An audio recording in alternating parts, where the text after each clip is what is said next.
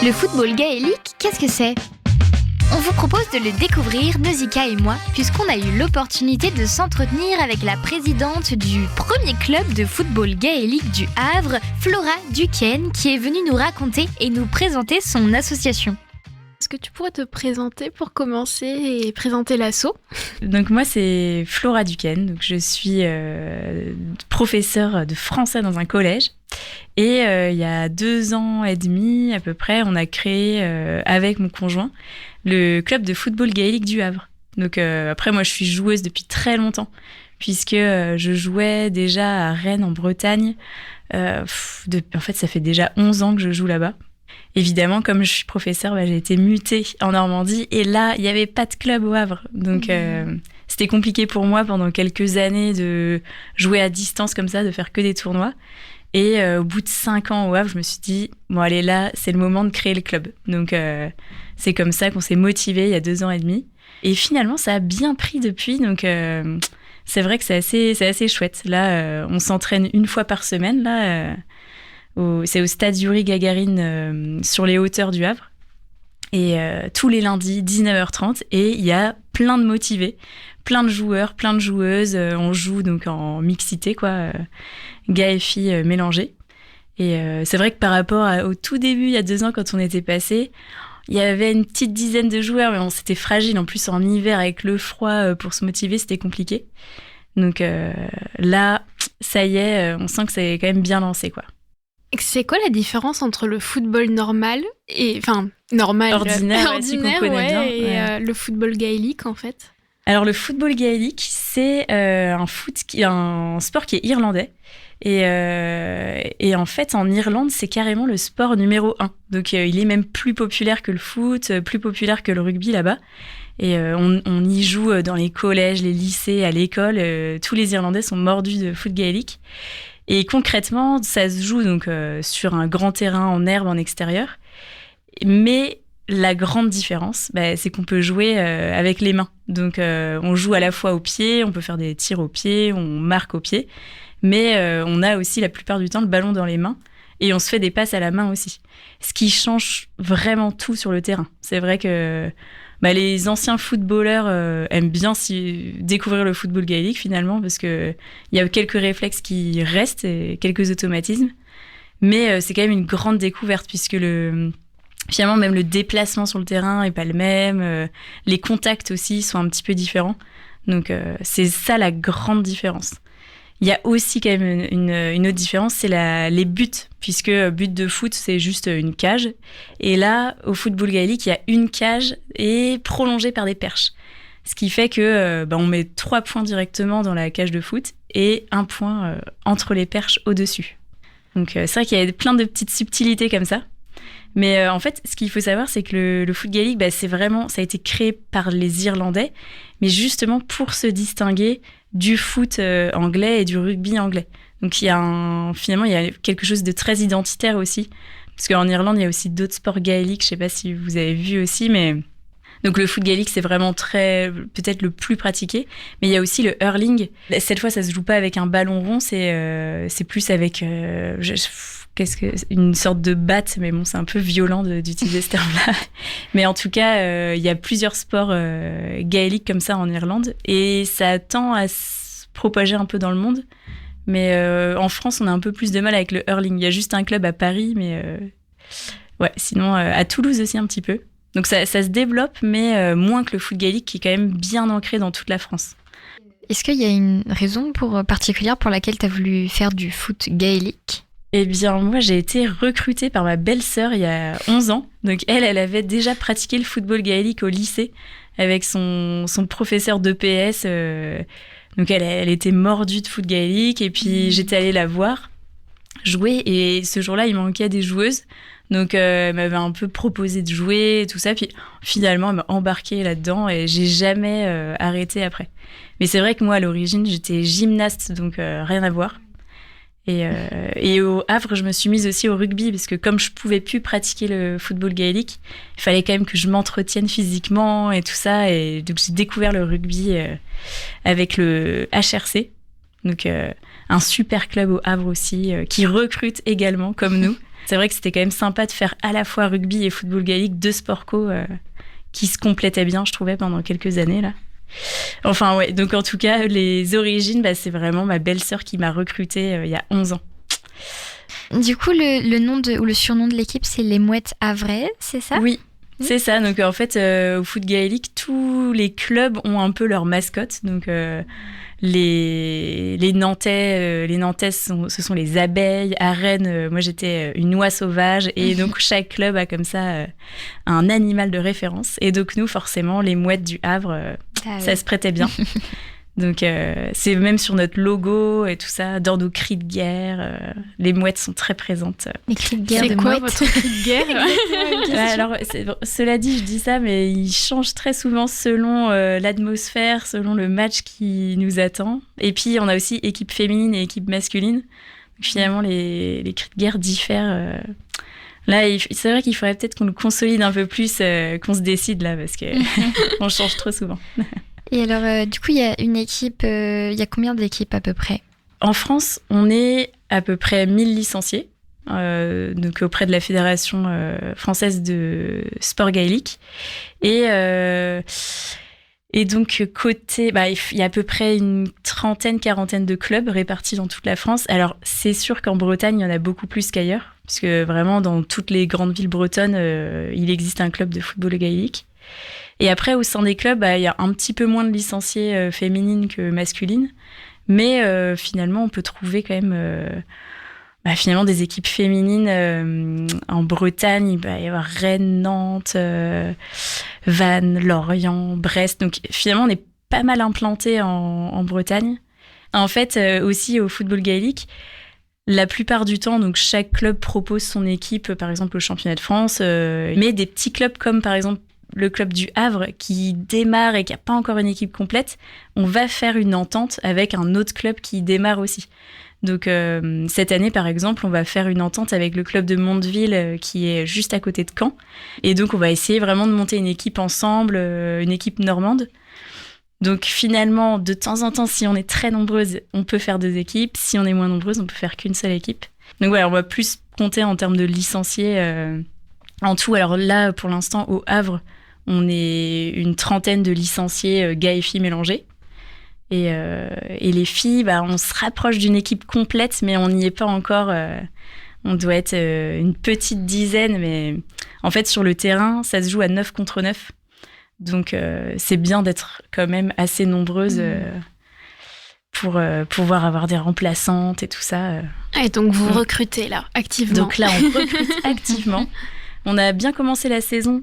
Donc, on a quand même un bon noyau de filles qui vient s'entraîner tous les lundis. Les gars aussi, là, on peut faire une équipe complète.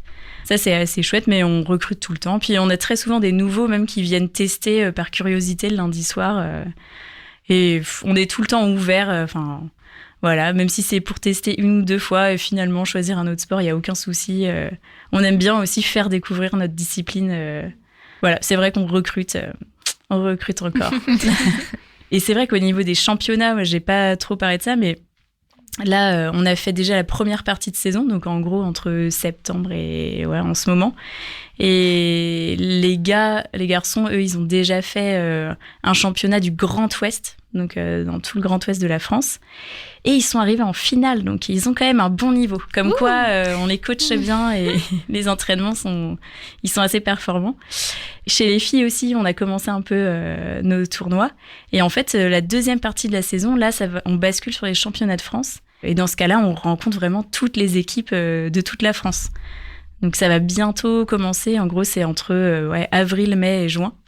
Et dans ce cas-là, on va dans plein de grandes villes françaises, à Lyon, Clermont, Toulouse. Et finalement, tout le foot gaélique français se retrouve là-bas pour s'affronter. Il y a eu un championnat en Irlande aussi, c'est ça, en 2023 ? Oui, ouais. Alors cet été, on a participé au championnat du monde de football gaélique. Alors évidemment, pas tous les licenciés du Havre, mais donc moi-même avec une autre joueuse, on était dans l'équipe de France. Donc on a pu... Alors il y avait 2 équipes de France. Il y avait une équipe de France et une équipe de France développement. Donc on a toutes les 2 combattu différentes équipes et tout ça. Et on a terminé en demi-finale du championnat du monde, donc très très dur face à l'équipe du Canada. Ouais, on a encore du mal à digérer 6 mois après. Ah ouais, là on la voulait cette finale, mais donc il va falloir s'y remettre dans 3 ans, je pense. Donc voilà pour les filles. Et puis côté gars, en fait, on a quelques joueurs du Havre qui ont joué dans l'équipe de Neustrie. Donc c'est un peu la Normandie élargie. Ils ont pu concourir là-bas au championnat du monde. Et puis d'autres jouaient aussi dans des équipes d'Europe. Parce que c'est vrai que c'est assez particulier en football gaélique. C'est pas forcément des nations telles qu'on les connaît qui vont s'affronter. Comme il y a une forte revendication identitaire, notamment les Irlandais revendiquent aussi leur identité. Finalement, ils sont ouverts au fait qu'il y ait par exemple, l'équipe de Bretagne, l'équipe de Gascogne, l'équipe de Galice. En fait, chaque région dans le monde peut aussi proposer son équipe au championnat du monde. Mais il y avait vraiment plein de pays différents. Il pouvait y avoir je sais qu'il y avait le Cambodge, il y avait l'Australie, il y avait le Canada. Il y a quand même des zones dans le monde où c'est très très développé. Aux États-Unis, il y a un très très bon niveau. C'est d'ailleurs les New-Yorkaises qui ont gagné le championnat du monde cette année. Donc voilà, on aimerait bien les affronter dans 3 ans. C'est vrai que c'est très très répandu dans le monde. Et là, le championnat du monde, c'était une expérience. C'est génial, hein, franchement. C'est étalé sur une semaine complète. Et nous, du coup, on a plein de matchs tous les jours. On affronte des gens qu'on rencontrerait pas d'habitude. Donc, ouais, c'est vraiment des beaux événements, c'est sûr. Et sinon, on a aussi fait un championnat d'Europe il y a pas si longtemps. Alors moi, je suis championne d'Europe en titre avec l'équipe de France et ça date de l'été 2022.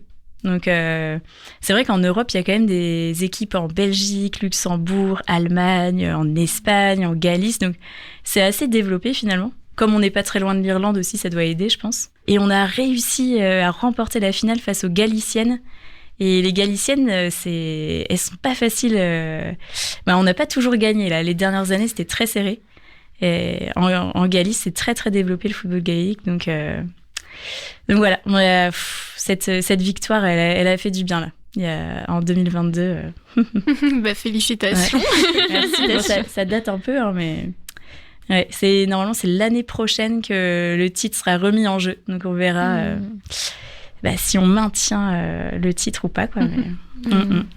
Donc là, niveau projet de la 2e saison, c'est plutôt championnat de France. Voilà, c'est ça. Donc côté féminin, nous on va avoir. Alors il nous reste une manche fédérale, donc qui aura lieu à Lyon. Donc on affronte plein d'équipes du Grand Est de la France. En fait, on affronte quasiment toutes les équipes de France à Lyon, sauf les équipes de Bretagne. Donc on a cette échéance-là en février. Et après, en effet, c'est le championnat de France. Donc on a 3 manches. Et on accumule des points au fur et à mesure. Et les finales du championnat de France auront lieu à Bordeaux cette année, en juin. Je crois que c'est le 15 juin. Et dans ce cas-là, on a à la fois tout le championnat féminin et tout le championnat masculin qui est rassemblé. Et donc, dans ce cas-là, on peut s'encourager, s'observer et tout ça. Et puis, surtout, on fait la fête tous ensemble le samedi soir. Donc, tous les adversaires de toute la France, on se retrouve à la fin. Voilà. C'est aussi pour ça qu'il y a beaucoup qui aiment bien le football gaélique. Hein. C'est la petite soirée après le tournoi, tous ensemble. La petite bière ou les petites bières. Ouais. J'ai vu aussi que vous aviez des initiations au sein de l'association Le Havre des familles. Oui. Est-ce que tu peux en parler un petit peu ? Alors, on a fait... En effet, c'est vrai qu'au Havre, on s'est un petit peu ancré aussi dans la vie locale. Donc, on a fait quelques événements. Donc on a fait des initiations ouvertes à tous. Cet été, on a fait aussi une initiation auprès de l'association Le Havre des familles. C'était super sympa avec des enfants et leurs mères. Et donc on jouait tous ensemble. Alors on a même réussi à recruter une super joueuse lors de cette initiation. Donc des fois, c'est aussi l'occasion de recruter discrètement. Donc, on a fait des initiations à cette occasion-là. Alors, je pense qu'on renouvellera aussi. C'est vrai que quand ça se passe bien comme ça, c'est assez sympa de maintenir ce genre d'initiation. Et puis aussi depuis 2 ans, comme je suis aussi professeure à Cocrioville au collège Jules Vallès, j'ai initié plein d'élèves de CM2 des écoles aux alentours. Et en fin d'année, à chaque fois, on faisait un tournoi inter-école. Donc ça fait déjà 2 ans là qu'on a organisé ça. Et il y a à peu près 150 élèves de CM2 qui s'affrontent en juin en football gaélique. Alors c'est génial à observer, hein. Moi, j'adore cette journée parce que je vois plein d'enfants dans tous les sens qui jouent au football gaélique. Et en plus, certains se débrouillent vraiment très, très bien, quoi. Donc, je faisais carrément des cycles d'EPS avec eux en lien avec leurs professeurs des écoles. Et on faisait ça et on mélangeait un petit peu de collégiens aussi qui les affrontaient. Et les collégiens gagnaient pas forcément, hein, finalement. Là, ça dépendait vraiment de l'entraînement, l'assiduité aux entraînements et tout ça. La motivation. Donc, c'est vrai que ça, c'était vraiment un beau projet qu'on a mené avec le club parce que finalement, les joueurs du club venaient arbitrer aussi ce jour-là. Ils encadraient également. Donc, ça, c'est vraiment une chose sympa. Et puis, on a aussi on a participé à la fête de la Saint-Yves qui a lieu au quartier Saint-François. Et donc, dans ce cas-là, on peut faire aussi des petites initiations.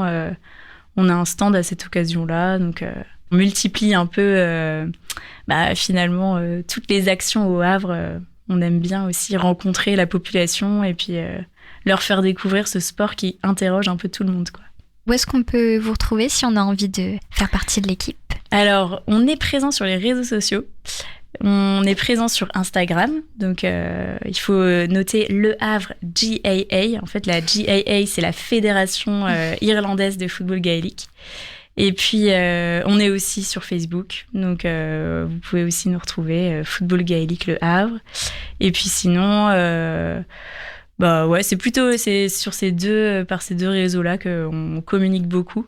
Alors, on a aussi été dans les journaux et tout ça, donc quand on tape sur Internet, normalement, on trouve très facilement des liens pour nous contacter. Venez tous tester. Je rappelle, lundi, 19h30, au stade Yuri-Gagarin.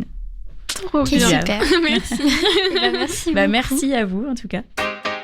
Pour plus d'informations, rendez-vous sur le site west-track.com pour retrouver le podcast. Et pour ne manquer aucune info sur l'association de Flora, on vous invite vivement à aller les retrouver sur leurs réseaux sociaux et à aller tester le football gaélique. C'était Nausicaa et Camille pour West Track Radio.